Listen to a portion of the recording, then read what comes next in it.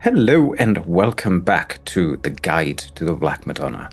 And I'm very excited to have with me tonight, next to my gracious co-host Martin, the original writers Gunilla Jonsson and Petersén, who are here tonight to talk with us about their story. I'm David. I'm here with Martin, who guide you through the Black Madonna podcast to help you run it and get it sorted. We're both running the campaign in parallels. I just finished my first one and I started a second one. Martin, I think you're mid-20s now or early 20s? Yeah, we're just in session 21. Fantastic. And how far have you come as yet? End of chapter 1. Oh dear. We take some time. But we also drink a lot of coffee, while we play. So, So if you are a player and you persist on watching our series, we would advise against continuing because you might ruin your own fun. Send this video, however, to your GM and ask him to maybe send some feedback or spoil yourself, but enjoy the beautiful conversation with Mikkel and Gunilla. And our goal with this series is to support game masters who want to run the Black Madonna in Cult Divinity Lost. So over a number of episodes, we will talk about how to adapt the campaign, what challenges to expect, and some tips and tricks for bringing its horror and history and metaphysics to life. Exactly. And as always, we just want to make sure that we bring out the content warning, as the Black Madonna is a quite dark campaign, contains themes of trauma, harm to children, war, abuse, death, religious imagery, gore, body horror, and anything else that a classic cult campaign contains, thanks to these beautiful people here at the table. Our discussions might touch some of these, so we advise listener discretion. If you feel uncomfortable, just skip and continue to a later point. Listener discretion is advised. And we should also make this clear that this podcast is a fan project, so we are not officially affiliated with Helmgast, publishers called Divinity Lost, even though we like them very much. And obviously, we are greatly honored to have Gunilla and Mikael here to interview them, but I mean, we do not speak for them, and so on, right? We're just huge fans of the Black Madonna and of Cult, and we want to share our experiences and interpretations and advice for running this campaign. Exactly. And yeah, as we said, Mikkel and Gunilla are here with us, who are authors of the original Black Madonna, first edition of Cult, a bunch of other cult materials, including Legions of Darkness, Taroticum, Fallen Angels, several convention scenarios, and I think they can list even more to them.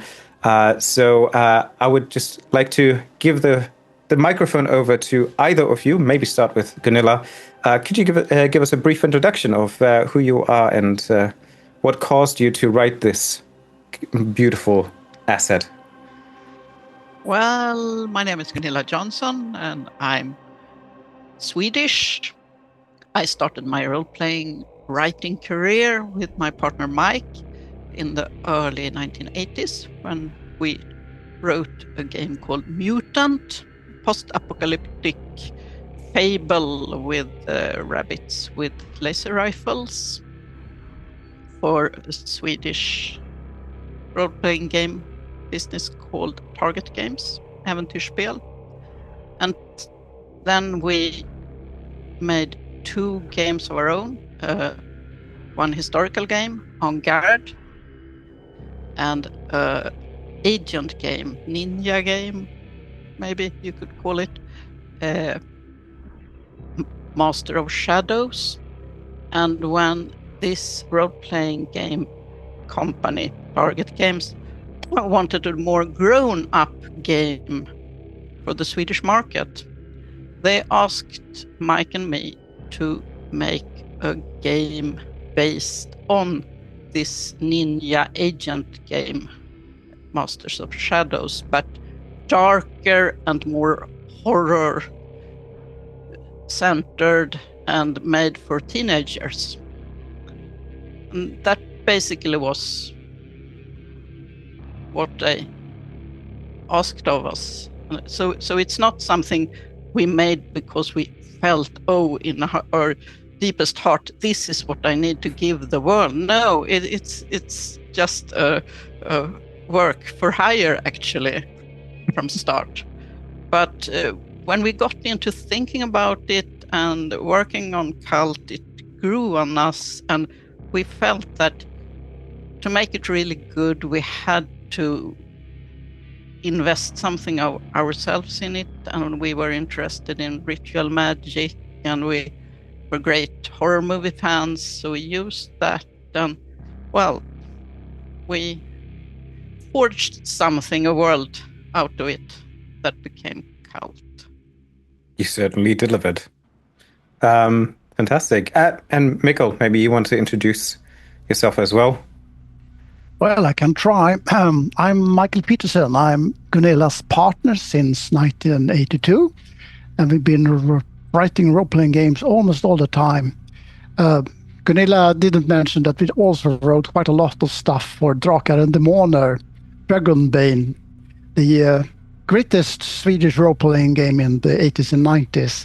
They actually sold something around 40,000 copies a year of these games. And to make a comment about Cult, I still remember we were called up to Äventyrsspel's office when they asked us doing this new strange game. And Nisse Gulliksson showed us a table filled with photographs of various horror games, of demons on motorbikes, with lots of guns, with ladies with huge endowments, and said, make something like this, but good. Extreme. I want it to be extreme. I want it to be something never seen before. And it's supposed from the start to only be for adult people.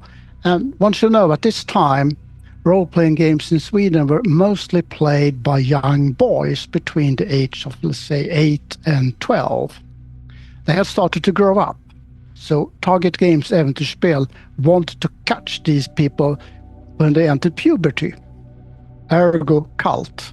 Lots of horror, bikes, guns, strange monsters stripped half naked. It was irresistible in many ways, and it sold extremely well in the first edition, at least in Sweden. And that gives us, I guess, the origins of Cult, the game. And if we turn to the Black Madonna campaign specifically, how did that happen? Was it like obvious from the start that there should be an epic campaign for this new game? We had played all the great Call of Cthulhu campaigns.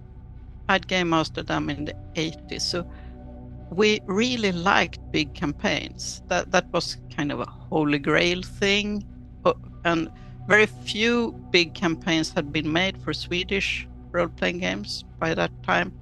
Erik Granström had made one huge one for Dragonbane, but otherwise there were few large campaigns. So it felt like a really good, fun experience to make a big campaign, and Target Games wanted something big to make a splash with the game from the start. They also asked us to write the Legions of Darkness as well, so we did write Cult, Legions of Darkness, and then the Black Madonna, and then we continued writing other scenarios as well. But yeah, basically it was all work for hire. We actually lived on this for 3 years. It was like a package deal, those three. So 3 pretty huge books written in a bit over a year, in 90, the fall 90 and spring 91, I think. That's quite an achievement. And our group liked to play big campaigns, and we had to test play it. So that was also a reason to make a huge campaign, because that's what our players wanted. Same group that we still plays with, actually. Every Saturday we still play with them. Oh, That is fantastic. Um, um, I think following up on that, since it was a work for hire, well, when you first kind of designed it, we talked a bit maybe before, but the overall structure of the campaign with the kind of big chapters rather than the well, as you put it so nicely, the string of pearls that makes it feel today. Was that a conscious decision, or did you just happen to write it that way? I think we just happened to write it that way. It's a quite convoluted story. I mean, the basic structure of it, with the three incarnates of the Death Angel Sheligidiel, that sort of makes a basic structure out of it. But otherwise, it's a rather convoluted story. So I think we just wrestled with it until we got it to work out. We test played it that is simultaneously as we wrote the campaign. So, Yeah. And as you mentioned when we talked earlier, you tend to deviate and put in little side quests, as to speak, or personal stories in the story. So I think when you write a big campaign for a game like this, it's always difficult to get that exact pacing when you write it, because people who play it will put their own things into it. They will cut parts out of it. You can't decide the pacing that exactly when you write it. So I think we try to more convey the story to help the game master make their own pacing and campaign. And also, when we wrote it, there was really no known structure for writing cult scenarios. So we had to make that up as well. That's probably why it somehow looks like a Call of Cthulhu campaign sometimes, because that was our greatest influence in long campaigns as well. So all those maps and all those small hints lying about, and you could actually find if you looked about in an apartment or in the store or whatever. It's, in my eye at least, it comes somewhat from Call of Cthulhu campaigns. And even if it was a work for pay, I think all role-playing, because you're not paid that well, is a work of love. And I love making maps. So it's got quite a lot of maps in it. And it's still got your original maps in it, even in the new edition. So, well, yeah. Oh, so those are yours. Oh, that's really cool.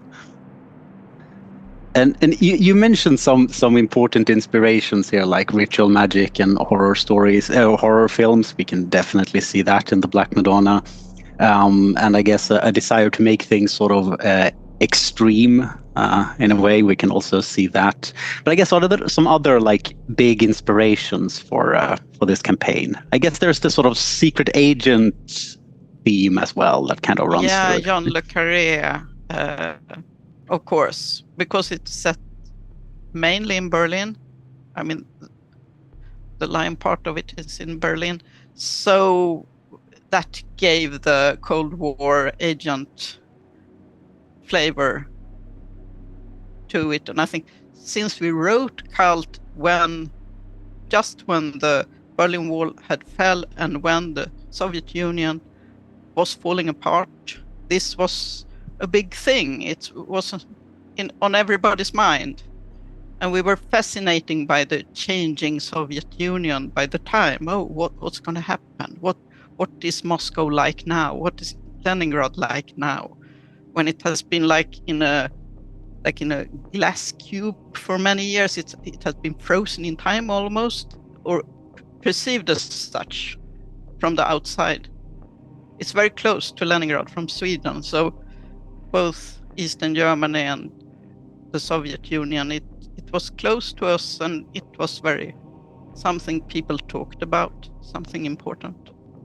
And also we did write, it started out actually as a campaign, a series of scenarios for our Masters of Shadow game. So the embryo or the seed of the campaign came from, or most specific, alien influence agents, small-powered superheroes, ninja game. So you can actually see that in the structure itself. That's probably my fault. Not fault. Design. We call it design choice. Yeah. Martin? Yeah, should we talk a little bit? You already mentioned it a bit about sort of the development and like playtesting process that you wrote it, I guess, quite quickly in a way, and that you playtested it with this group that you played with. So I guess first question, sort of, have both of you run the Black Madonna, and have both of you played it? Yeah. No. Yeah. We played it together when we playtested it. That's the only time we've run it. So, actually, but did you write it together? Did you write it together? Was it me or and run you? it? I think it was me playtesting it. It probably was you. Yeah, and you had playtested something very akin earlier, the Masters of Shadows campaign, which was like the, as you say, the seed to this. So it was kind of a two-step process from the older game to this. But we did write it together. We write everything together. Yeah. But it's written while playing, and maybe that can be a structure problem because we were so time constrained. So and we were so young. And so young. So maybe today we would have asked someone else to playtest it afterwards and do rewrites, but I have no memory of doing that. No, I don't think we did that. Not even Äventyrsspel had much to say about it. I don't think they tested it either, because they used your maps. Yeah, I don't think they playtested it. I'm not sure, but I don't think they did. I mean, as we have established, it's quite of a time investment to actually run and play the Black Madonna. So I guess running the whole thing multiple times is simply not feasible, right? No, I mean, it took the time it took to write it, basically, to play it. So I guess we wrote most of it before starting to playtest, but then... I think we playtested it for 8 months or something like that. Yeah, it took something like 8 months to test it. Yeah. And we have a rather fast group. They play rather fast. They like role-playing, but they also like action, so they're quite fast. So during most of 91, I say, we playtested it. Okay. And yeah. Did it not lead to maybe some, what is it called? Stylistic issues when you write it but also play the game, or did you constructively kind of keep stuff away from the others so that for the next session they at least were a bit surprised? Or do you remember how you did that? Yeah, I think, I mean, Mike and I often play test things with some of us as game master and some as player, and well, the player keep shut about the story for the other players, and we didn't reveal the plot for the game group, for the players beforehand. So we had a lot of help from our players, as I remember it, with the historical details, with anecdotal information, because people had been to Berlin, or people have noticed different things, read different things. This was before internet, so research was more cumbersome. It actually means books. You had to borrow books, lots of books. So it's sort of one, I think, decisive thing when we wrote those very early campaigns and scenarios was, what do we know anything about? We got to stick to something we know anything about. We've been to Berlin quite a lot. We've been to Hamburg. We read about the fall of the Soviet Union. We've seen a lot of agent movies. So what we felt we were pretty safe writing probably had a good deal to do with what went into the campaign. But someone said, and you should incorporate Singapore. Then we would have said, we've never been to Singapore. We know nothing about Singapore. That won't do. So, yeah. I think that was a decision we actually made, not to go anywhere exotic, but stay into places, write about places that we actually could visit or at least research rather well.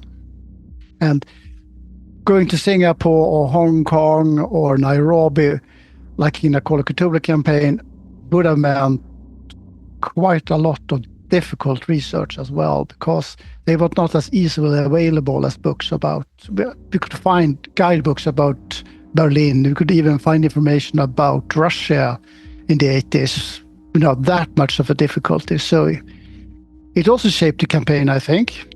Besides that, we actually like and love Berlin a lot. I think it's also a nice or interesting effect of those location choices is that it's an entirely US free or devoid of America kind of campaign, which is sort of striking if you look at what role-playing games set in modern day often like to be. Of course, you made a supplement to take place in New York later, so but that's when we had been to New York, because we have never been to America in 1991. We went to New York in 92, I think. Maybe we went to New York in 91. I don't really remember, but we didn't know much about America. We had been to New York and New England, basically, as tourists. So stick to what you know. I think it's often a good decision. Indeed. Okay, so you said last time you ran it was back in the day, I guess. So maybe I can ask you to speculate a little bit. If you think about how you used to run it, how do you think it might differ from what the experience of the Black Madonna is today for those of us who like play it now?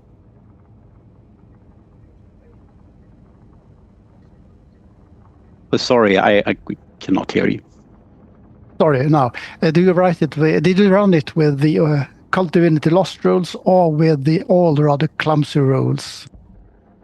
No, so we used Divinity Lost. Divinity Lost rules changed the game quite a lot as well, because the original rules were much more about fighting agents, searching things, and sneaking about. So the campaign changes when you changes the rule system. I mean, running it under Fate would also change the campaign quite a lot. So, or running it without rules at all, with just storytelling would also change it quite a lot. So, yeah, that's my take on it. And also, of course, if you run it now, it's a history piece. 1991 is in the past, even for us who experienced it rather vividly. So we forget a lot of things, and a lot of things that was totally normal or unavoidable then, we have basically forgotten now. So the shift in perspective will surely make it a totally different experience, I think. And I think it would actually be quite hard to run it today with youngsters, because quite a lot of the scenario is it is very dated. No cell phones, there's almost no computers, only thick screens. There's no way to find information on the internet unless you actually work at some of the American universities, and even then the research possibilities are quite limited. So it changes things very much as well. And if you're a youngster, I mean, if you're 20 years old, you don't even understand this as a signal. This, I say, I'm going to phone somebody. Hello there. They don't get it at all. So I think and that becomes a selling point or something that becomes something very important if you run it today. The dated thing, the thing that you don't have a cell phone, you don't have an internet, but on the other hand, you can quite easily fake an identity and get yourself into Russia from Eastern Germany with no trouble, and that you can't do today.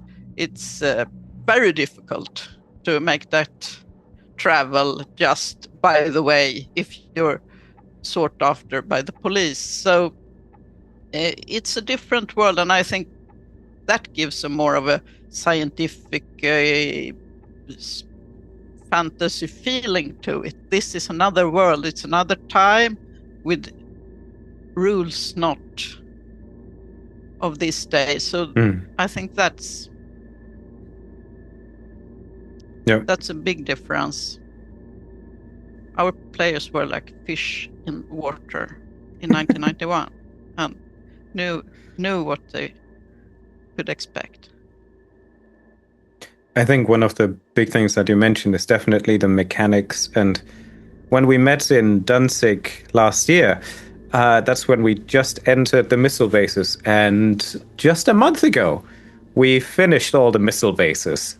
So it's taken us quite some time to go through various missile bases, even though I shortcut and montaged certain scenes because it was just 3 academics in a Russian missile base don't really work if you don't have like guns blazing and the mentality of a 90s shooting mechanic anymore. No, and I think when we wrote it, I read it now for this talk, I think we wrote something like, well, it shouldn't be that hard for the characters to escape the missile base. If they, by some means, have some trouble, you can try to help them like this and like that, but it shouldn't really be any problem. And as you say, it probably is a huge problem in a lot of cases. In our time, quite a lot of players were murder hobos. So. Classic. Do you remember what occupations your players had? What kind of constellation your group consisted of? I mean, was it just murder hobos, or did they actually maybe have a position? But we had a cop and a secret agent, I think. Yeah, a secret agent and some kind of antiquarian or bookseller. I think that occupation spans throughout history and time. Yeah. Everybody has at least one of them. Yeah, we have the ninja, the secret agent, the ex-cop, and the antiquarian. I think it spilled over from the agent game that we had. It worked quite well, actually. I mean, yeah, they got through it rather well, but you also have to remember that the rules in the original Cult were very much more combat-oriented. It was much easier to actually make a player character that could use a gun, even an automatic gun, automatic rifle, with quite a good proficiency. And they could also take quite a lot of damage before they went down. So it's perhaps one of the less fortunate parts of the original campaign, but I see that there's a greater problem of actually survival if you play with the new rules, because Apocalypse Now rules are quite deadly if you start to fire guns at people. Do you remember how the balance between investigation, narrative, and violence was in your play? Was it more lean towards really violence or combat, or was it kind of a mix? A mix, I'd say. More investigation, I think, than anything else. wasn't it? I mean, we'd played a lot of Call of Cthulhu, as I mentioned. Okay. So they had that mindset to investigate everything and to interrogate everybody. Mhm. But then I think we tried to get these action scenes into it. That was, I mean, it was part of what we was asked to do, an action horror game. So we, I think it was investigation interspersed with action scenes, more like, But and quite a lot of monsters. yeah, Isn't there quite a lot of monsters in it? the player characters And- were and- kind of careful as well, so they did survive it. Yeah. Aren't all men monsters at the end? Yeah, but I mean, didn't we have quite a lot of monsterish monsters, like insects and strange dream creatures and Yes, and living dead coming at your face suddenly, living and so dead there's definitely a part of that. yeah, so there is a part monster horror, a monster horror feel to it partly. Mhm.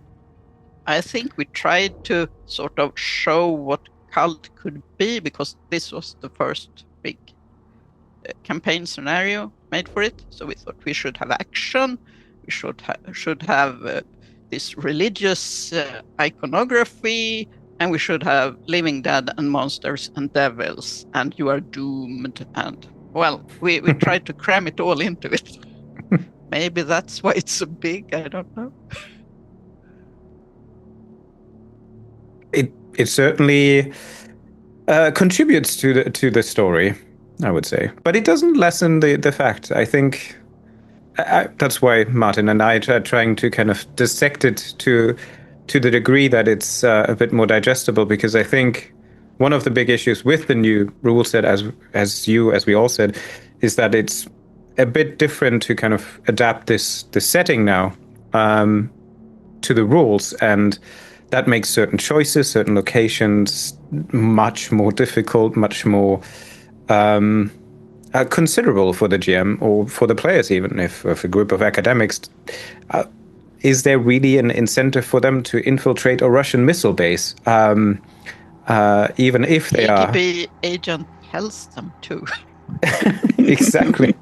Go forth and investigate, ye four nuns from Avignon, or whatever strange character choices the players. While our competent agents stay here and drink vodka. I mean, Zoya is very convincing. So yeah.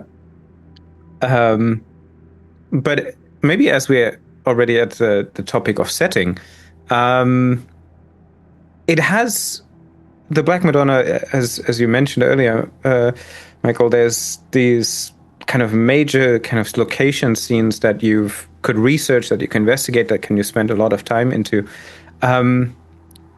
But despite the fact that most of the events happen in Berlin and Moscow-ish area, Leningrad, why did we start in Hamburg? I think that's the Call of Cthulhu thing. You start in one place, and then the characters go someplace else. Jackson Elias dies in New York, and then you go someplace else. I think, actually, that's why. I'm quite sure that Gunilla is right here. That's why it is like that. And Hamburg was a big tourist attraction for Swedish people in the 18th and early 90s. People went there and said, "Ooh, at Reeperbahn." So everybody had been to Hamburg. You could go to Hamburg for holiday. You didn't go to Berlin for holiday as much, especially not before the wall went down, because it was more of a hassle. So it felt more natural for people to go to Hamburg, I think. If they weren't German, if the characters weren't German from start. So it felt more natural for them, Hamburg. More be a natural starting for point. us as well. Yeah, I think. I think that's why. That answers that. Martin? Yeah, and then we get to Berlin, and you've already mentioned it, right? But I feel like we sort of need to talk about Berlin, and why is that such a special place for the Black Madonna, and I guess in general, because you have returned to Berlin repeatedly in your cult writing, right? Berlin made us write cult as it were. It was Berlin that gave us the idea of this Gnostic divided world, because just the view of the divided city with the high rises and all the lights in one side, and then this gray Eastern Germany world on the other side, was sort of the starting point from where we built the game. So it felt natural to go back there. And Berlin as well. When we first went there, as Gunilla said, we could realize that when the West Berlin was filled with skyscrapers and lights and cars, and then we went to the east side, and half the buildings were in ruins, or at least in very bad shape. There was almost no shops. There were almost no lights. You could walk along a street and suddenly it just ended in a brick wall. You couldn't just feel like almost like a labyrinth. Parts of the city were really actually in ruins. So it actually started the idea of the illusion and metropolis.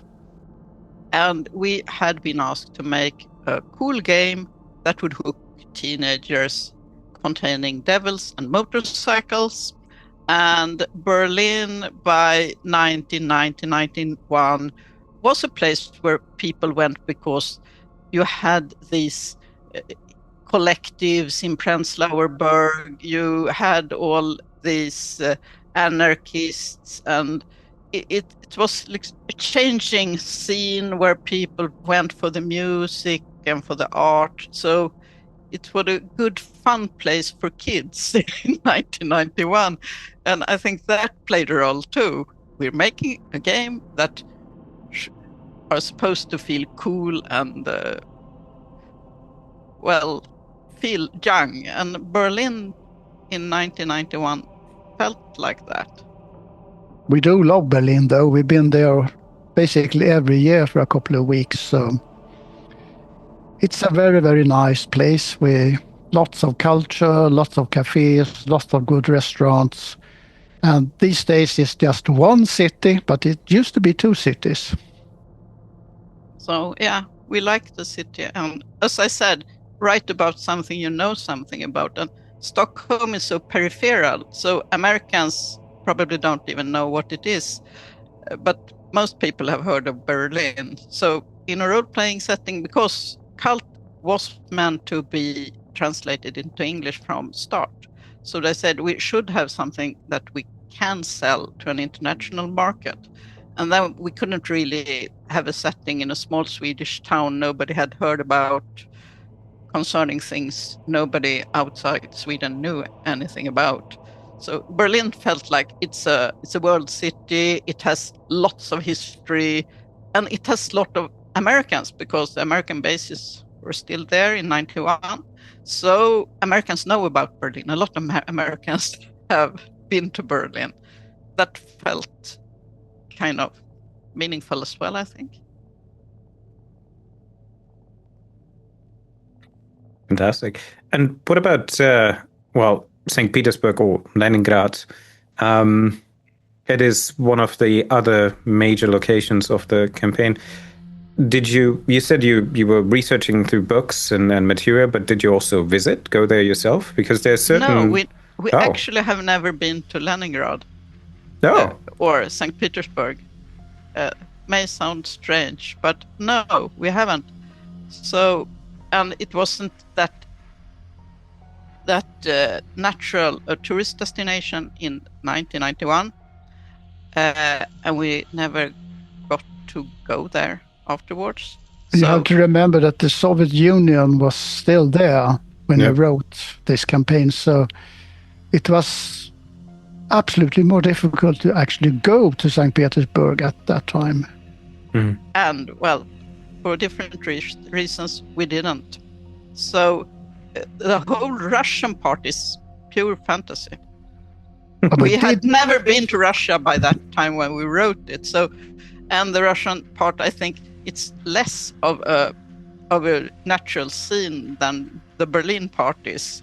It's more like you come to this house, or you come to this strange base, or it's not that much you get to know Leningrad, because we didn't know Leningrad. And most of the story is set in Leningrad in the dreams, or Leningrad in the past. Yeah, but of course, had we known Moscow better than we did, we would have done a better job of writing a Moscow setting. Also, I think one of the more obscure reasons for this was actually we decided quite early in writing the game that God died somewhere during World War II. So why not during the siege of Leningrad? So that's why God actually dies. He goes away, he's gone during the siege of Leningrad, when all the lights go out in the churches surrounding the city. That's the moment God dies. Fantastic. Martin, I need a moment to digest. Yeah, well, let's go back in time again. I mean, you've returned to Berlin quite a lot in your writing, both for like the Mauerfall trilogy, the cult novels. There's also Seven Sisters, and I know there are some other scenarios as well. And even the same location, like Battanian in Kreuzberg, plays a role here.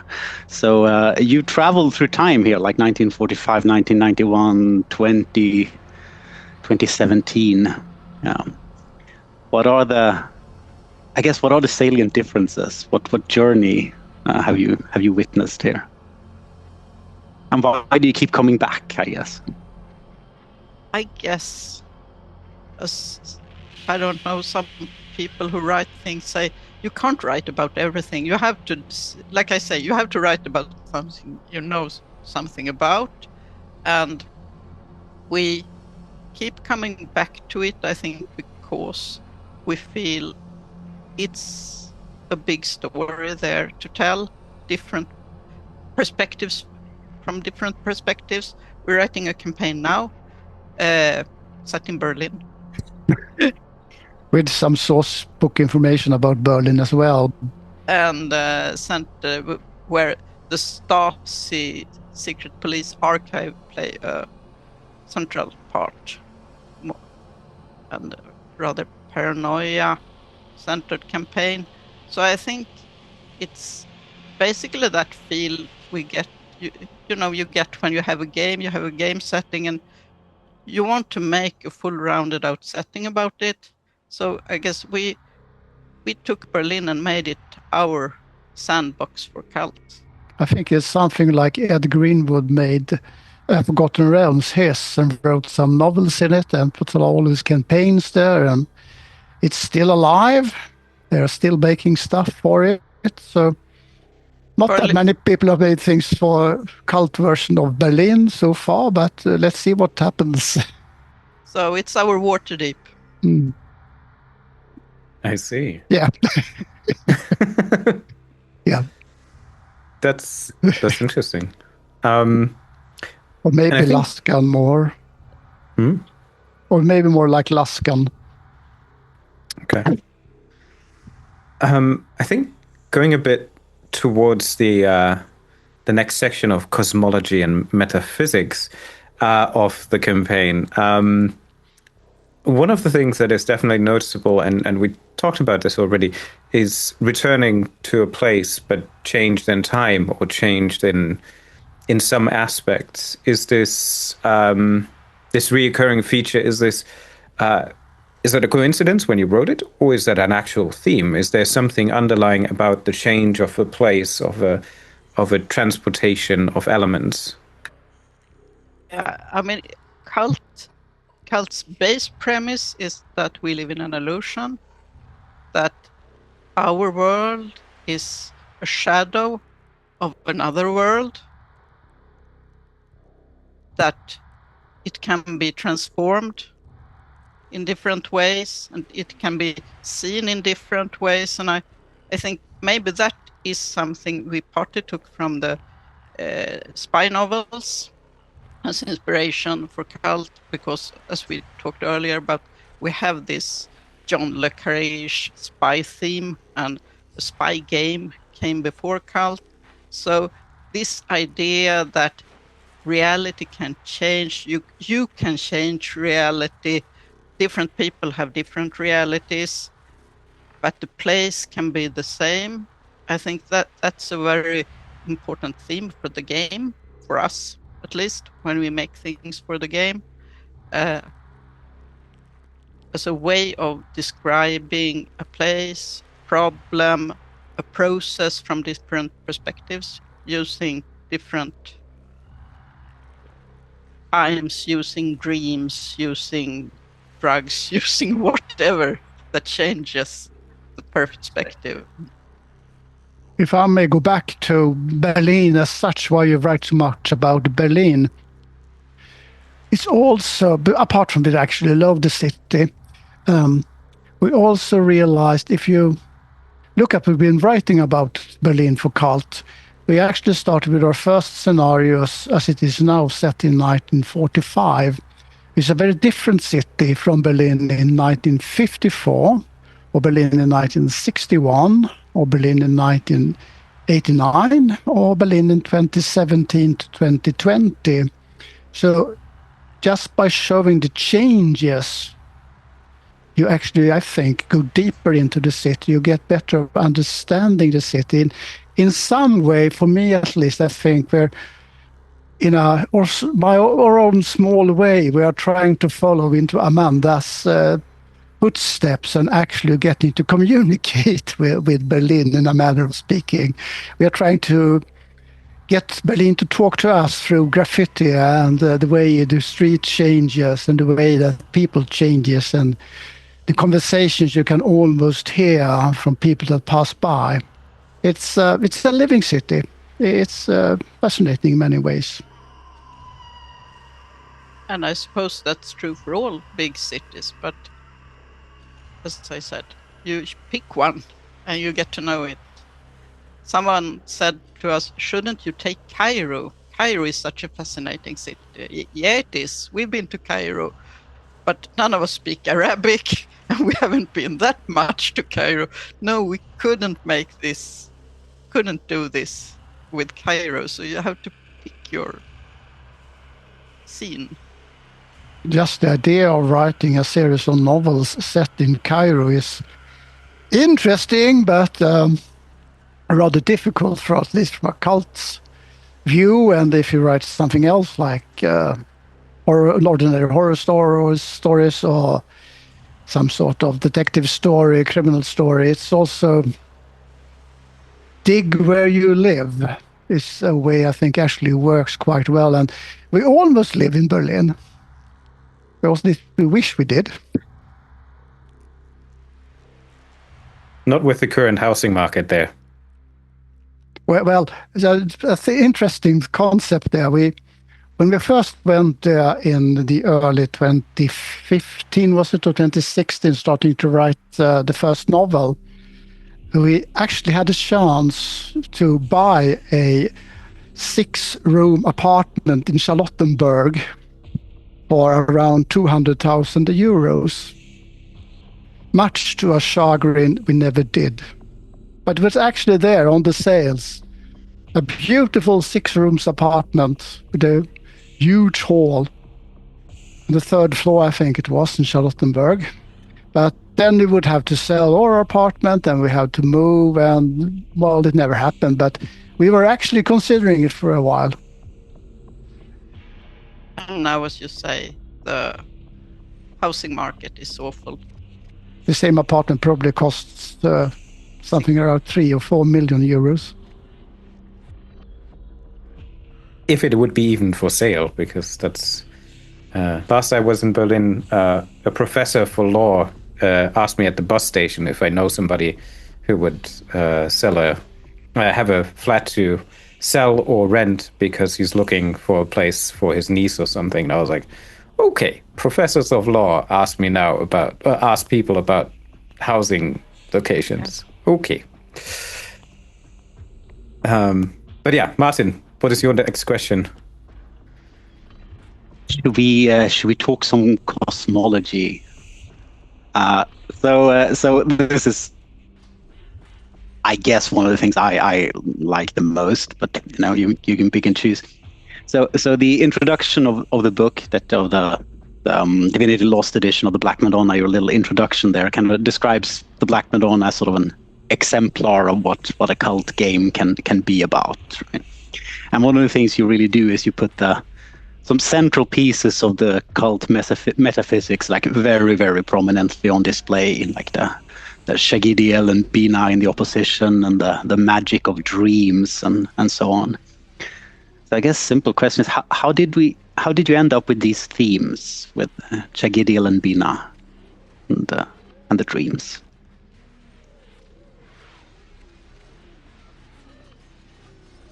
Muted. Oh no! Now you're back. Am I muted? No, now we can hear you. No.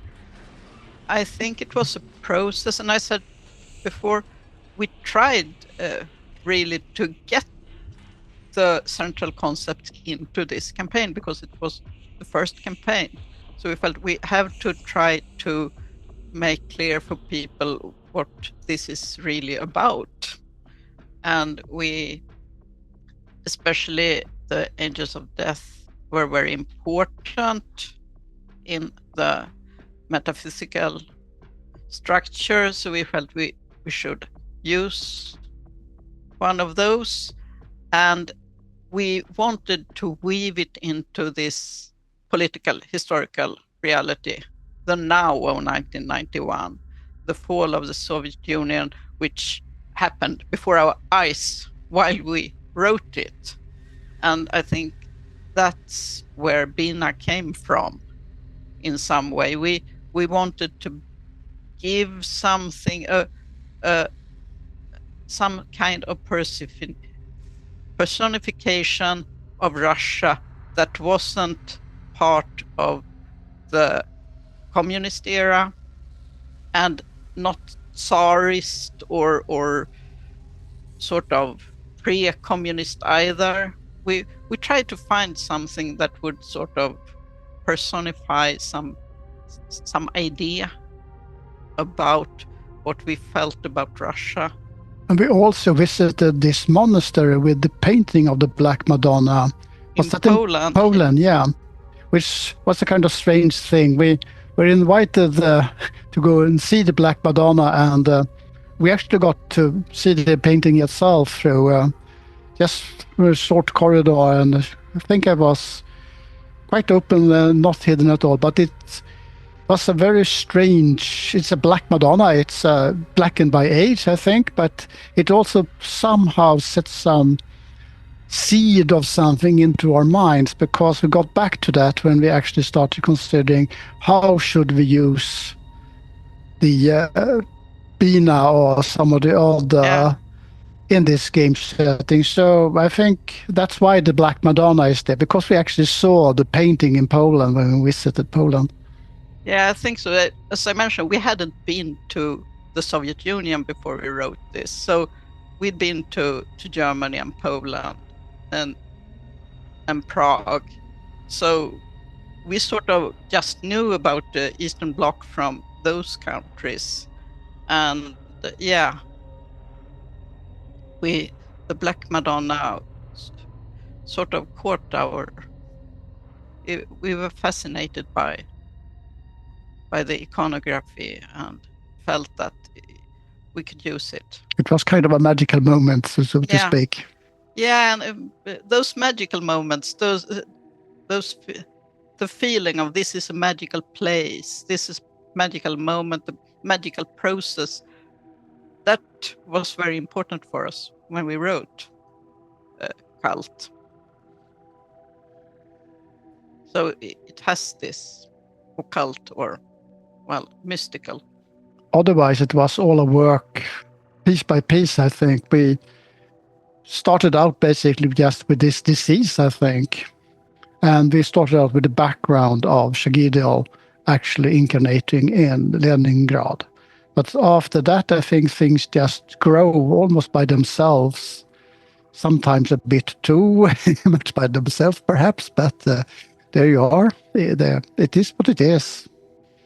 Yeah, we started out with the horrors of Leningrad as something very sort of visceral horror and still history. This happened to people. Yeah. I'm not sure I should use tragedy like that in that way today if I wrote a horror story, but we were young. Nothing was forbidden. Nothing is true. Everything is permitted. That was how it was. Speaking of incarnation, David and I have a recurring discussion on this here podcast that I guess we're going to be doing until the end of on chapter 6, namely about what incarnates really are, and more specifically how do we play them, how do we understand them, right? We have these 3 tragic Russians, Anton Mahler, Sasha Pogodin, and Philip Kramer, as their names are in the new edition. They have these incarnates of Chagidiel inside them. How did you approach that? How did you think of what that is like? I think we created them from this first thoughts about the tragedy of Leningrad, about all the people lost, all the people who had nothing, had no one when that ordeal was over. And these boys left with these truly deep scars, a scar that will follow them through life and then it will kill them. And the idea that what happened was so terrible that it made these boys into something they could never have been otherwise. It's basically, I think, it's a ordinary story about human tragedy.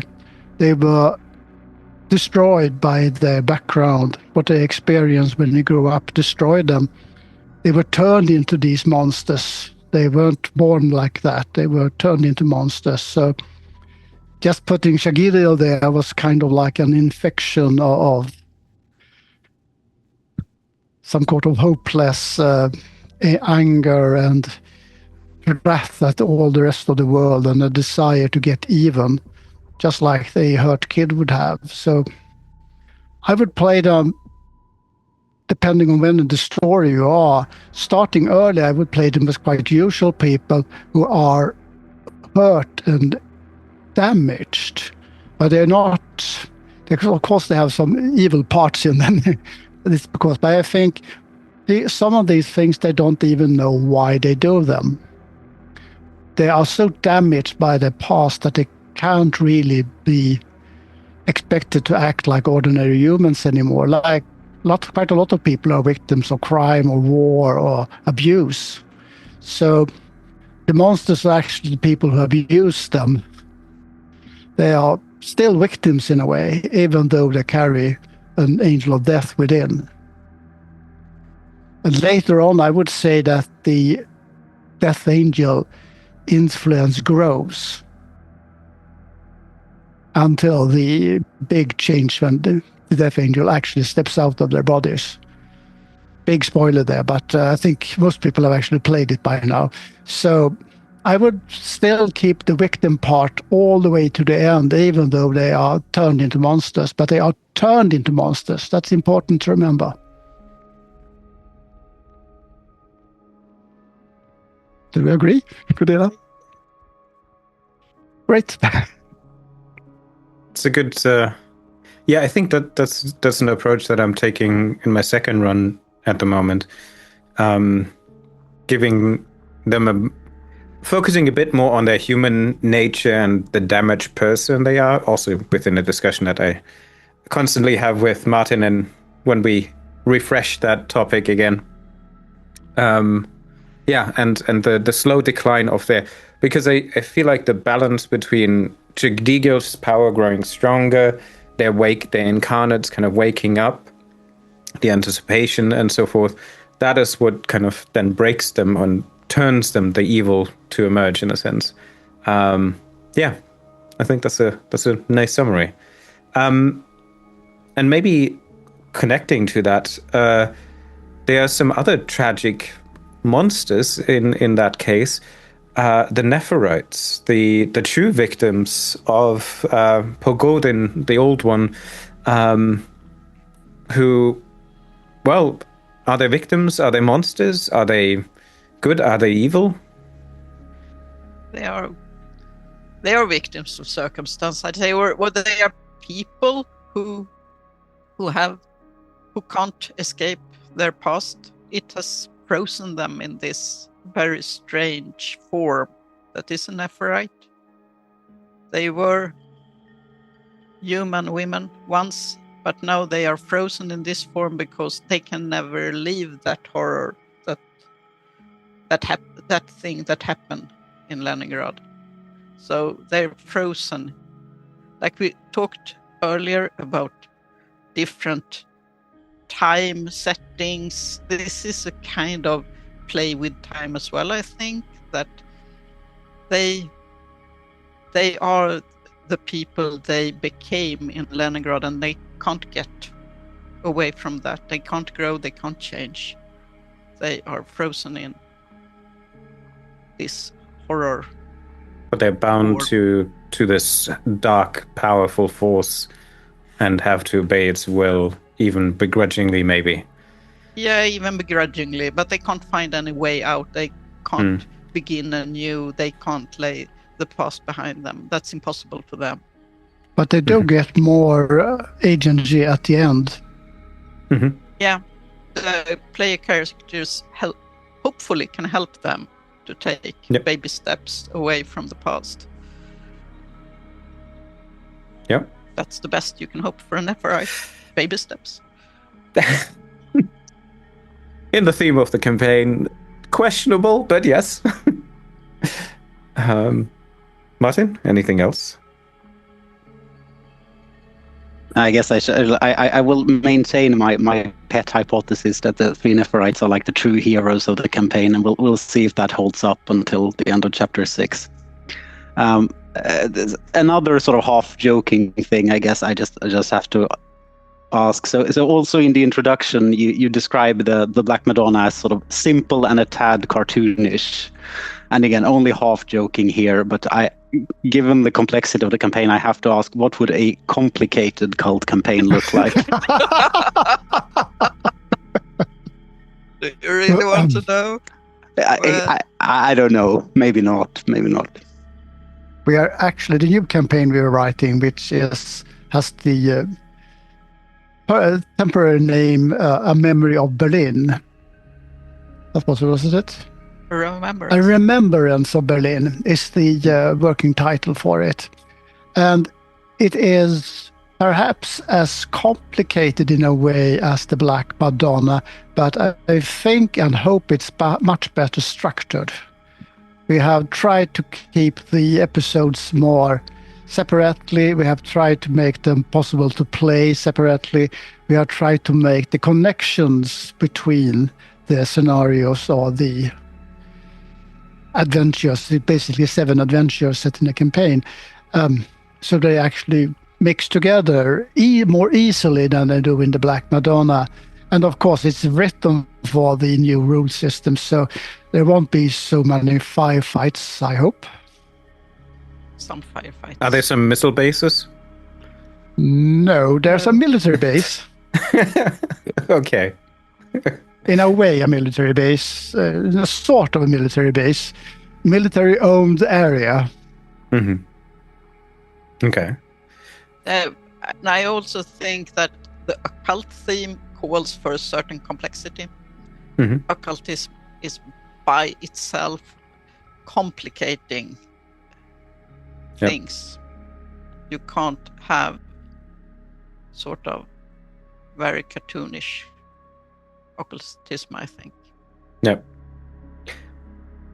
I actually, because before I forget this, it's regarding the metaphysics and cosmology part.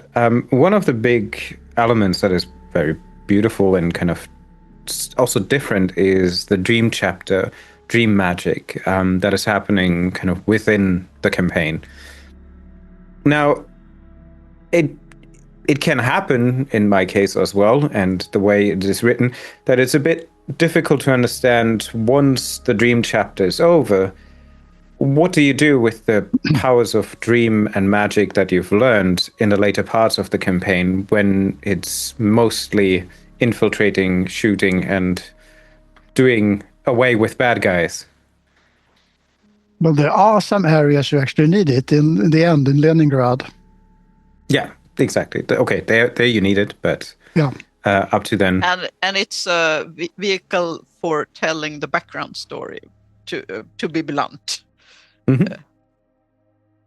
Because you get to see Leningrad in 1941. Yeah. And yeah. Sorry? Yeah.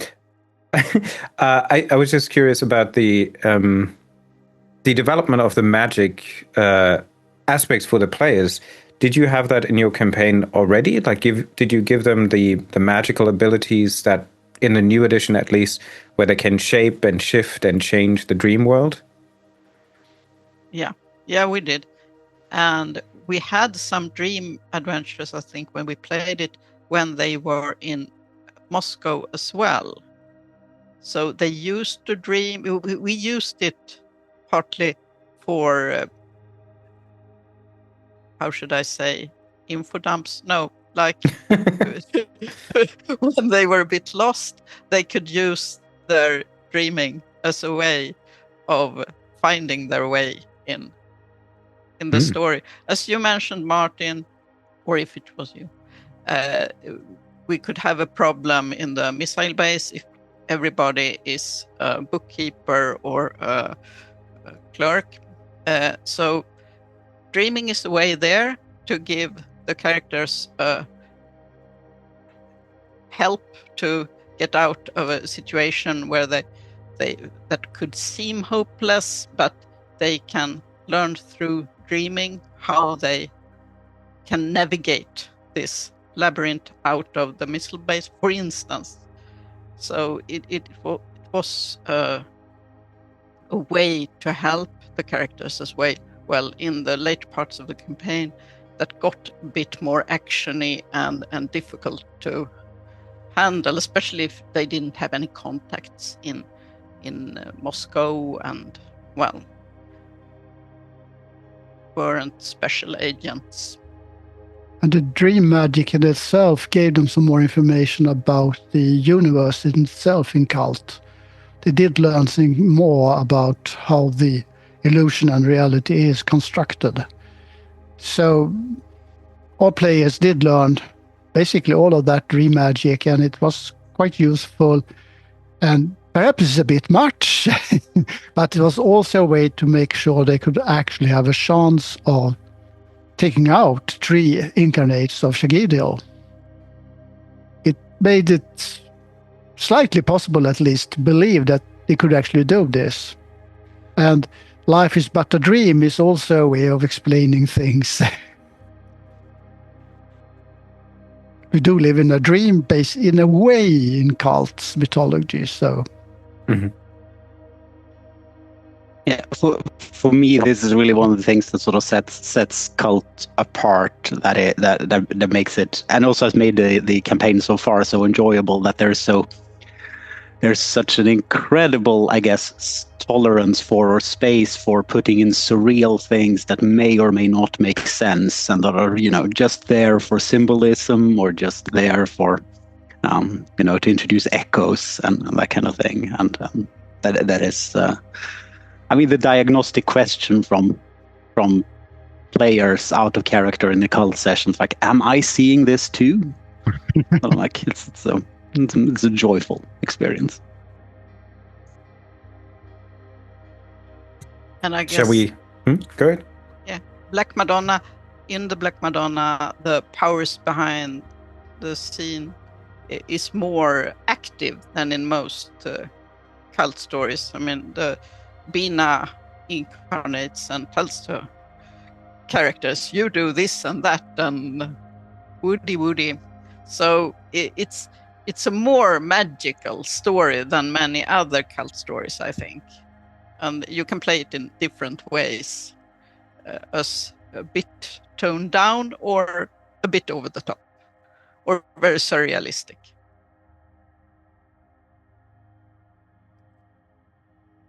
Okay. Shall we transition to the next part? Yes, I guess. Please. The big scary topic. Let's talk politics and history, I guess. We've already touched upon it, of course. The Black Madonna takes place in an incredibly turbulent time, but all times are turbulent. 2026 as well. Yeah. But yeah, published in 91, set in September 1991, and I guess you had to look a little bit into the future, even though maybe not so far in, given the quick development process. Well, in 1991, some things happened. So how much did this future and the fall of the Soviet Union and so on take you by surprise? I don't think the fall of the Soviet Union took many people by surprise. I think when it happened, exactly how it happened, maybe took us by surprise. But it wasn't like the Berlin Wall. I mean, Gorbachev had Glasnost going for years. It had been a process. So it wasn't like, and it was a lot of writing about it, talking about it. So yes, it was a process that people talked about. You read about it. I think that's why we put it in the campaign. And also the neo-Nazis were on the rise again. So unfortunately, they had part of this as well. So we actually enjoyed the chance of getting the player characters to kick some Nazi ass. So that was part of why the Nazis are there as well. It's something of a enjoyment for us to put in those things. We have almost always been, we are, and we will probably always be left-wing liberals. So, and in the 80s, we didn't have that many neo-Nazis in Sweden, but they came out of the scaffolding in the early 90s. They started to get active there. So, and we saw them in Berlin. These neo-Nazis, some of them from Eastern Berlin, some from Western Berlin, that came out in 1991. So it was a thing that happened there. And I think that was important as well. And we saw the reactionary movement in Russia, and people talked about the possibility of a military coup, of a civil war in Russia. It was uncertain what would happen. So it felt for like a good backdrop for this spy part of the story. I suppose that's why we choose Russia without knowing that much about Russia as a scene. It was a classical place to run a spy story, and part of the scenario, part of the campaign is a spy story. So even though there's quite a lot of military bases in it, which is something I would probably edit out if I rewrote it today. I would not have complained if they had removed at least one of the air bases or military bases from the new campaign. They did not. That's their decision. I would have removed at least one of them, perhaps all of them. But it's also part of the story in itself. So we have to do quite a lot of changes to get things to work. But it could quite easily work with, as well, almost with a abandoned old military compound somewhere in the Eastern Germany or in the southern parts of Russia or even in Poland. With an ex-military base with almost nobody there and some nice information to find, or perhaps some monsters instead. That would probably have been the way I would do it today, I'd say.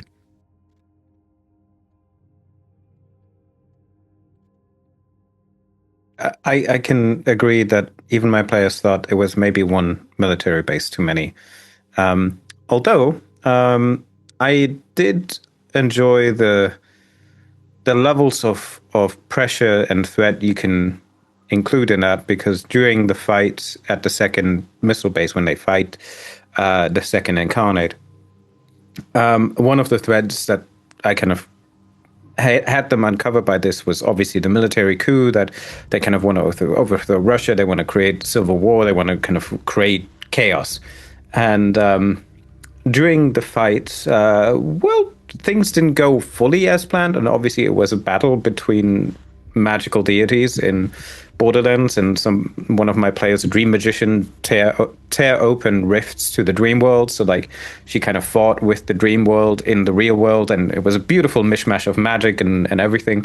But during that fight, a couple missiles launched. Oh. And so, yeah, it led to that beautiful aftermath where they kind of ran out of the missile base, and they could still see like missiles kind of rising from the base into the night sky.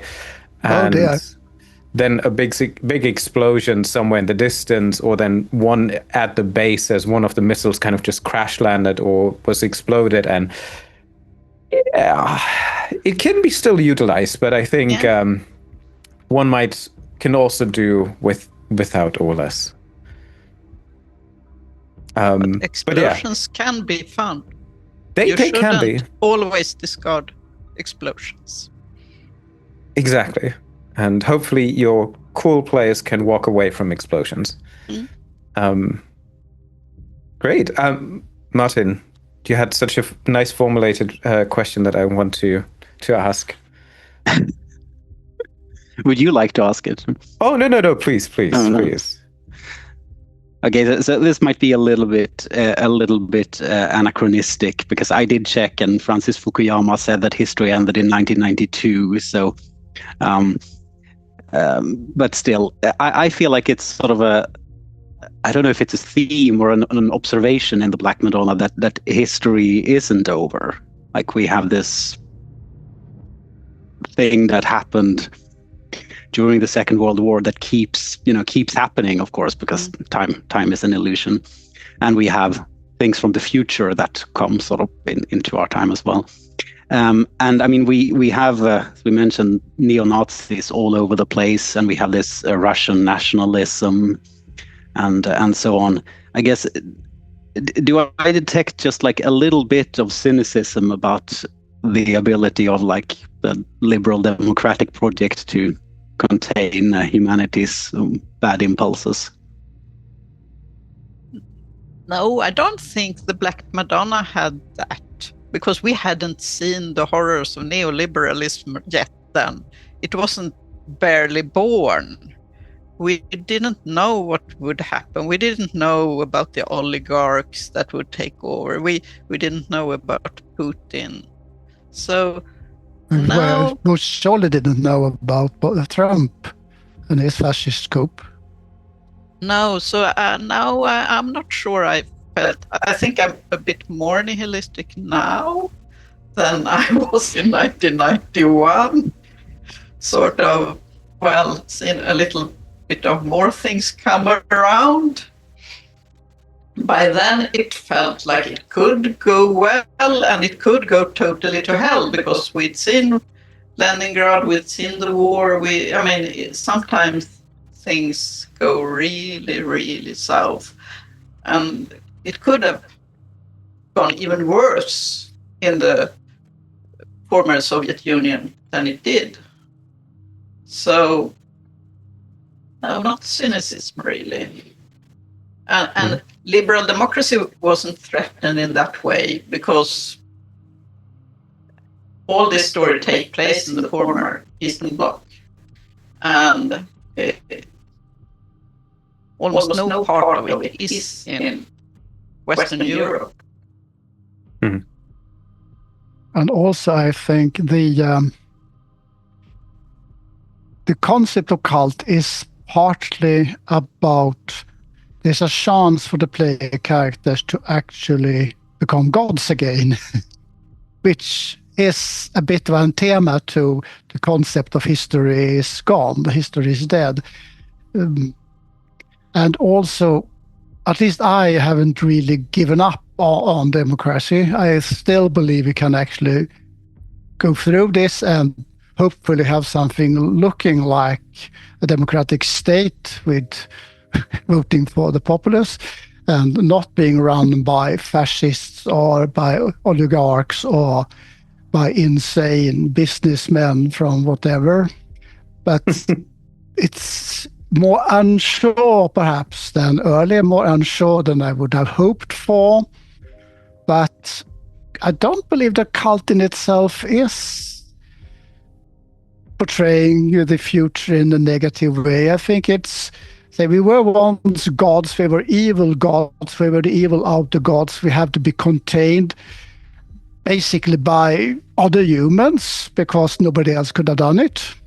So a little bit of a secret story there. We did it ourselves, at least in our world.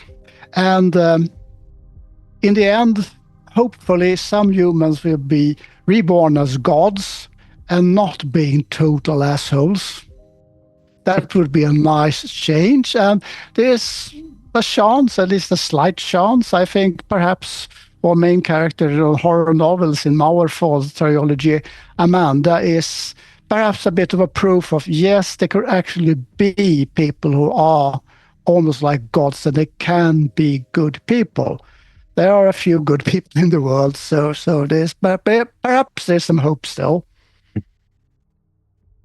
I definitely feel like it's been now 35 years since this was published, and yet you can see a lot of these underlying themes still being persistent in our modern day culture, despite technological advancements, and we have cell phones, but I think also in line with the cult metaphysics, we're making ourselves our own prisoners through devices, throughout anything that we can kind of try to consume and mediate. So I think it's from a thematic point, as we maybe discussed before the recording as well, like, well, younger people might not know what a mobile phone or gestures are, or what disks or a floppy disk for computers are, or how to get information without internet. But the underlying thematical points, I think they're timeless in itself, which is on one hand frightening, but also we should learn from history and we can incorporate the history. And maybe for some younger, new people, GMs who are now running this, you can just look around you, read and understand what is happening, and incorporate the fear, the fright of society as of now, and try to maybe with a touch of realism there, try to have it to be somewhat of a teaching moment of to learn something from these events.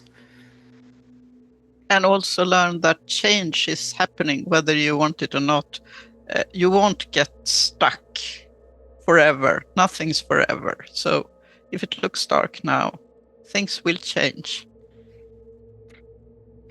And death is also only the beginning, right? Yes, definitely.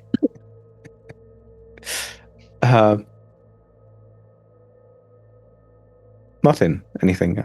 I mean, now that we have arrived at the sort of the Black Madonna, the rather humanist and in the end hopeful story, I mean, I guess we can point out that you do sort of get a chance to save the world in the end, or at least save some children, which is a good thing. Yeah, Leningrad. You get to save Leningrad. And quite a lot of the world, actually, I think. At least Northern Europe would be in a very, very bad situation if Shagidil actually had put his citadel on Earth in Leningrad or in St. Petersburg. That would have been bad news, even worse than the current Russian government, I think. And that, I think, is a point where taken for the city as a setting in the role-playing game, that Leningrad is saved. And that is a point in itself. Leningrad endured a lot, and it still stands. So that in itself is sort of comforting. The city endures.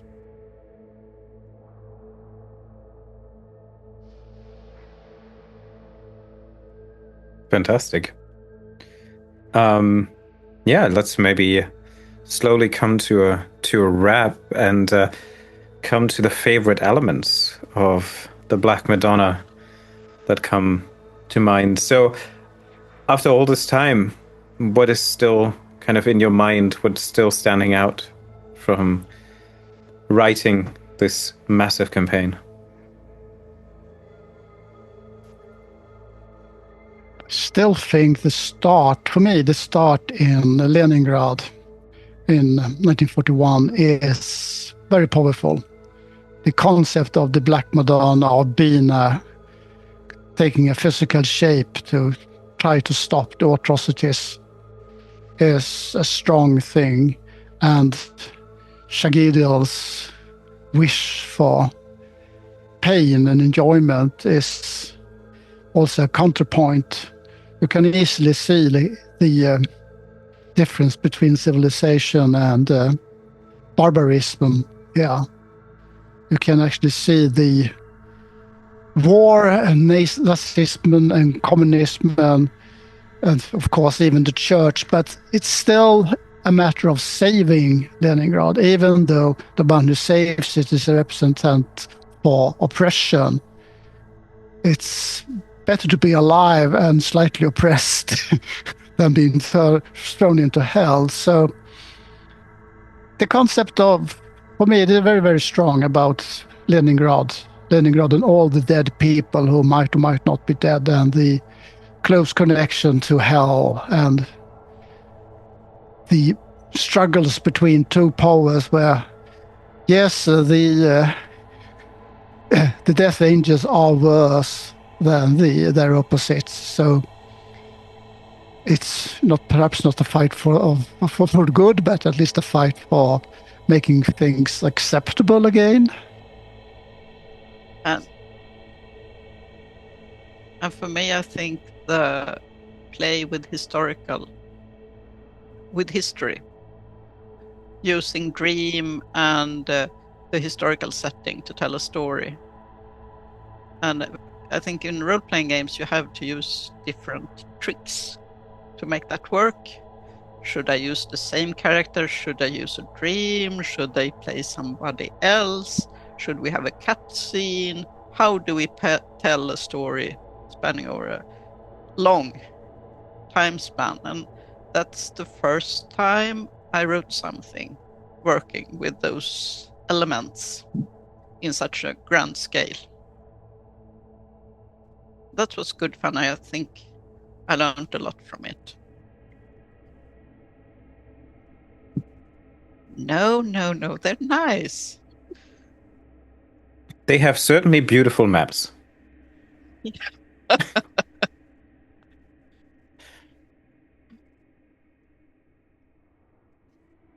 Martin? Yes, I do. So, do you have there's a huge cast of characters, side characters. Do you have a favorite NPC from the Black Madonna?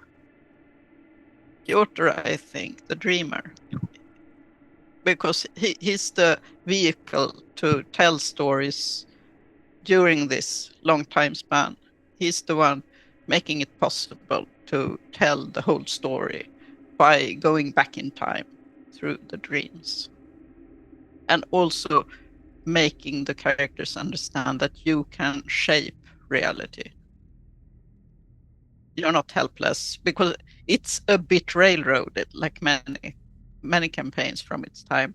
So this feeling that you actually can change things, you can have agency, he helps, I think, the characters understand that. And Piotr as a kid is also a very, very good character for me. It was very easy to play him and get people to actually like him. If its name is Piotr in the English version. The Dreamer, yeah. Yeah. It is. Yes. Fantastic. Author of the best postcard. Indeed, still Piotr. Yeah. Maybe as a rounding up, and since you devised its origin, coming for GMs nowadays, or general who maybe want to run the old version if they still find it on their shelves and still haven't had the courage to run it, what would be your advice for GMs who set out to run the campaign today? Are they supposed to run it with the original rules in that case? You can maybe do one either for the original rules and one for the modern rules. Oh dear.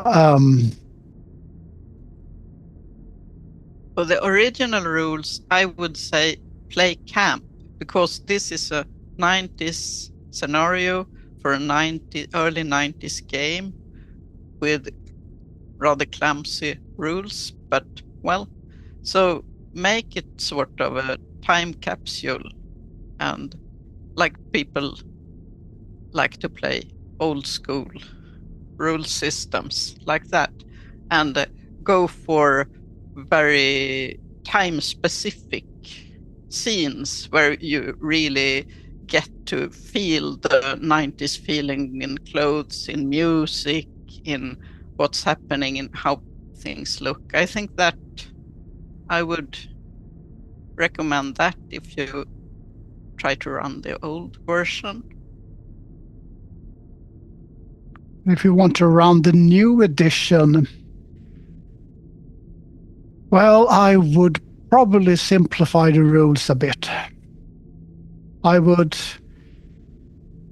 really never use the GM's moves when I play. I incorporate them in the situation instead. I never take a direct action against the players. I change the world slightly if needed be, just to keep the story moving. I would also consider, as Gunilla said, I would be very sure about playing only music from the right time. I would perhaps suggest people to actually dress like they were in the 1990s. I would perhaps say no cell phones whatsoever at the table or while we are playing.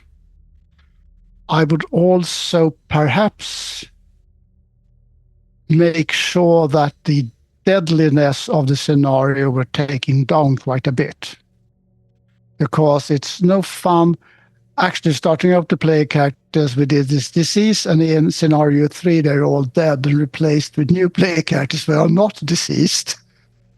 So lighten up on the rules, be prepared to have fun, and perhaps try to infuse the 90s more thoroughly into the player characters than, or the players even, than you would do ordinary. And perhaps play some other scenarios set in the 90s before to give them a start in. For example, you could probably play some of the James Bond scenarios in the 90s as well. So some of the scenarios were at least in the middle or late 80s for the James Bond role-playing game. I hope everybody who is a collector of role-playing games has a copy of the James Bond role-playing game. If you don't have it, go and buy it. It was one of the first games which actually had some sort of rules. I think that's an inspiration for Kult as well. Yeah, we liked a lot. We played it a lot. Maybe, well, people may not like hearing that, but I think it's true.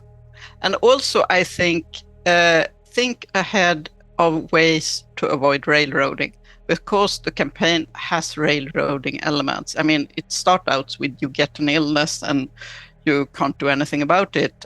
Well, think ahead before every scene. Is there a way where I can make the characters make their own choices here and still get from A to B?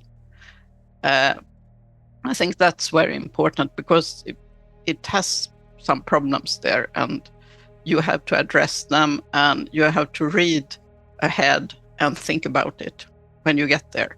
How do I handle this? Not to point them in a clumsy way in the direction where I want to have them, but have them walk there of their own volition. However you play it, I think, either with the original rules or with Divinity Lost or some other rule system, don't believe you have to play it just like it's written. This is, of course, something that all game masters should know, but the adventure is a suggestion. If it doesn't work, change it. If they don't find the information because they don't go to the right place, move the information. This is, of course, basic information, but there have been some scenarios for other role-playing games that should not be named, where one spot, hidden role, makes, if you doesn't make it, if nobody makes it, the adventure is over in the very, very early start of the adventure. So unless you're extremely experienced, do keep in mind, it is your adventure, it is your world. Change things, move things. If a rule doesn't work, ignore it.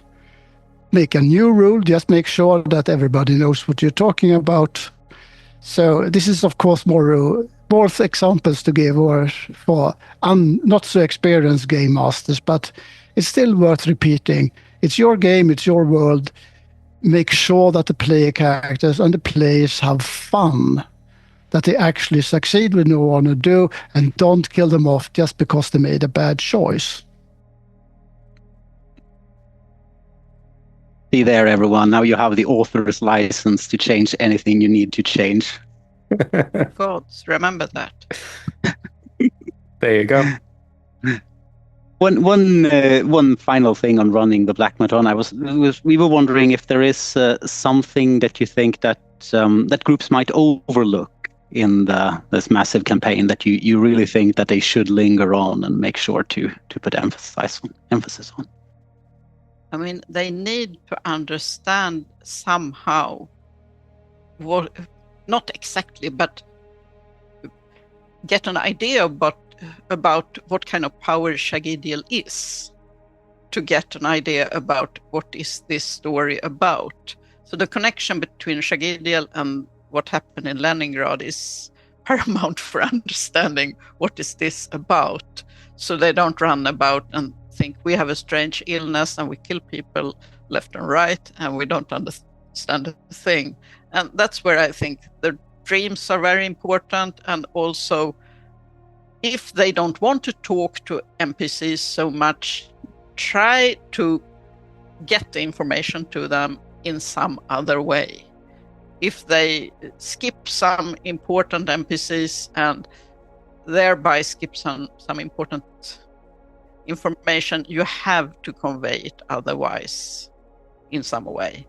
Dreams, books, NPCs that hold them in and talk to them and they can't get out of the situation. Somehow you have to convey that to them, I think. That's important. And also, perhaps this is a bit off, but try to use the environment more. Berlin in 1991 and St. Petersburg are very interesting places. You can always try. These days it's much easier to find information on the internet about things in the past. So it's quite easy to get more information, make more maps, find interesting restaurants, try to make some interesting places they can actually visit. So make the world a bit more alive. It was more difficult for us to find information about Moscow or even St. Petersburg in those days. So it would not be a bad idea to try to expand those areas a bit. And as I said before, remember, just move information or help them along if they miss something. Don't stare too much on the game or the rules or the scenarios as written. They're yours to change. I think if they haven't played Cult before, it's important to convey to them early on that this is a game of occult powers that influence the world. So they get that idea pretty early and can start thinking about it. So they don't think that this is, they could think it's some kind of other horror game when they get this illness, that it's some kind of zombie medical or what do I know horror game. And then they will get totally derailed in their heads when the cultish elements approach. So try to set those elements from the start so they understand that this game has all occult elements and you will meet angels and devils and gods and strange things will happen. And don't forget to use the little worms in their bulbous, whatever they're called in English, the little worms from the disease that move around in their bodies and in the binomic plow-like builder. The pustules, I guess. Yeah. These are when they start. I remember when we played, when they started singing to the player characters at night, we really, really freaked out our players.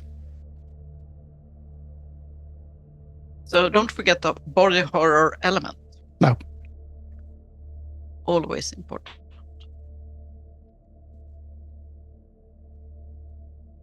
Your body shouldn't be whole when you get to the end. Then you missed something. That is true. Okay. Yes.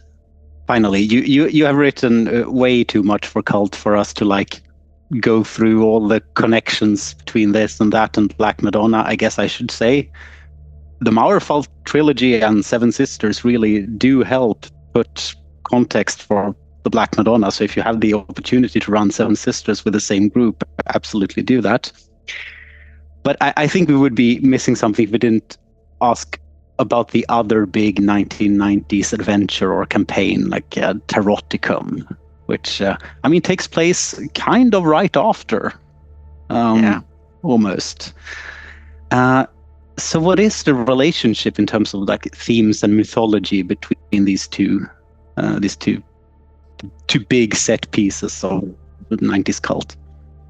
The other big city we knew anything about was London.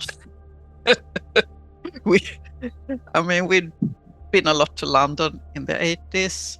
And so when I think Target Games felt we can't have two campaigns in Berlin, that's silly.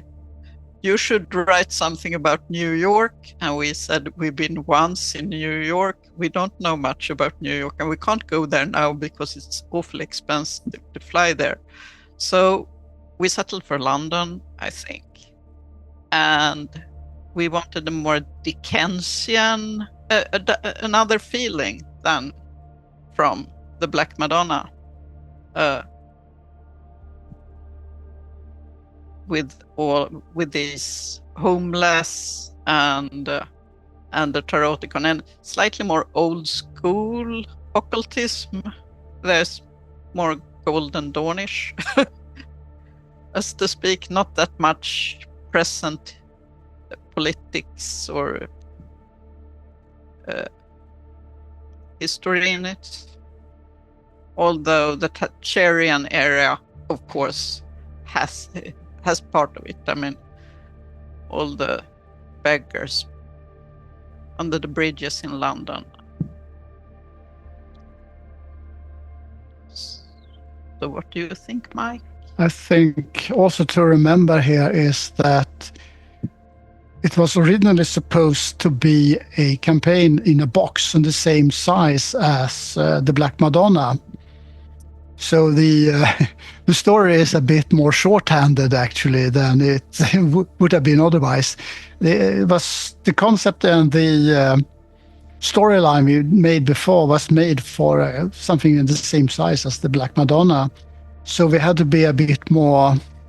It's something of a synopsis almost.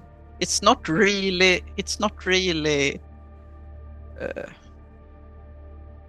I mean, it is as it was published, but I think it could have had a lot more work on it to make it more smooth. Yeah, it was supposed to be much, much longer. It's still a good campaign, and we do have player characters starting out in an earlier life, so it's slightly. I think we actually tried to make something that was different from the Black Madonna.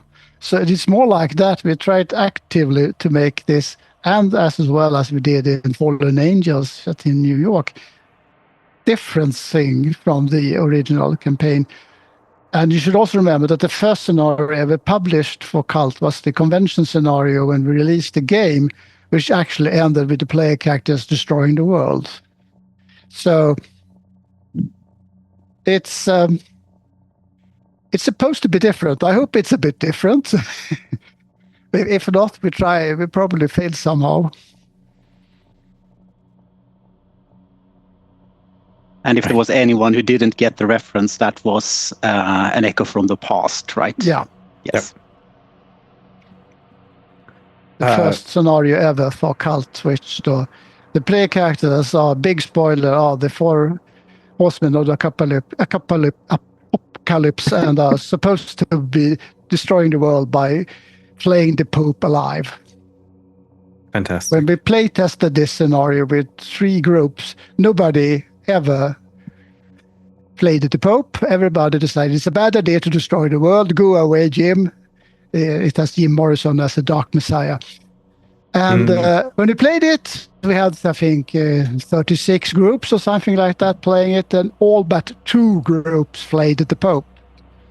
This was a bit of a surprise for us, but it did set the tone for the game for all foreseeable future in Sweden, I think. It certainly did. I think Taroticum was more of a. I mean, we wove more of our interest in the occult into Taroticum than in the Black Madonna. The Black Madonna was more spy and zeitgeisty, and Taroticum a bit more timeless and occult. Mm-hmm. And it was supposed to be a nice tarot card set as well in the box, which also never got released until the new version, which is at least based on our original concepts for the cards. But there was supposed to be a full-size color card. I guess that's part of the reason why they never ever published it in that way, because it would be hellishly expensive. But it would be nice to see Taroticum in a box with full-sized with a nice set of cards, perhaps sold separately. New edition is quite nice. Yeah, it's good. It looks good. Accent Terrenius paintings are excellent. They are great. So yeah. Fantastic. Well, I think that we took enough of your valuable time, and we should let you go back to continue writing beautiful material that we can all enjoy in the future. If people would like to contact you, where can they find you and how can they reach out to you?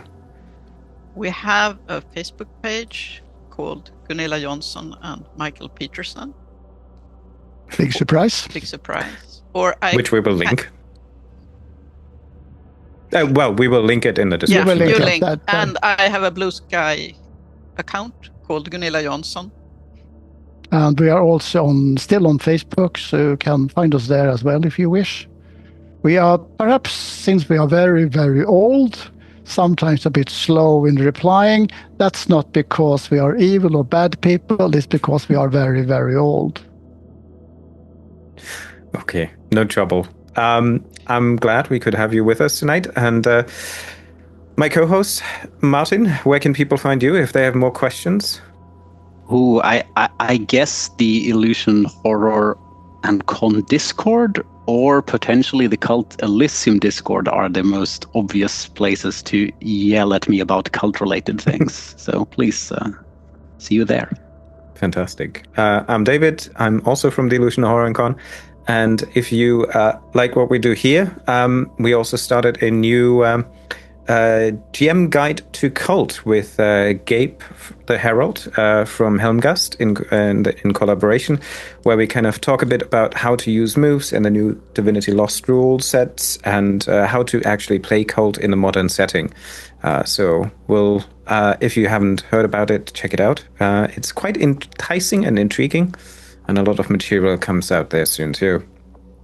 And also, I guess one last shout out to get an overview of the massive campaign for those younger people that like to play online. Don't forget about the VTT that just came out. Also, for the Black Madonna, everything is organized and you pretty much helps you to get started right away.